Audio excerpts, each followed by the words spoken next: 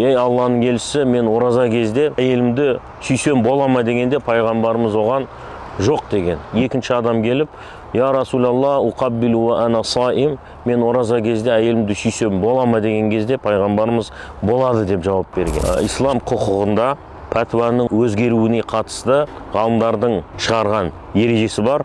Ла юнкару тағайюрул ахкам би тағайюриз заман. Заманның ауысуымен пәтуаның өзгеруі жоққа шығарылмайды. Bir мәжлісте пайғамбарымыз саллаллаху алейхи уассаламға бір кісі келіп, уқаббилу ва ана саим я Расулалла деп сұрақ сұраған екен. Ей Алланың елшісі, мен ораза кезде әйелімді сүйсем бола ма дегенде пайғамбарымыз оған жоқ деген, болмайды деген.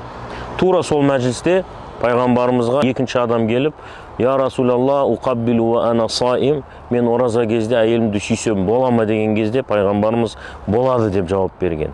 Сол кезде сахабалар таң қалып қарап отырғанда пайғамбарымыз саллаллаху алейхи уассалам не деді? Инна шейха ла ямлику нафсаху. Расында жасы үлкен кісі өз нәпсісіне ие болады.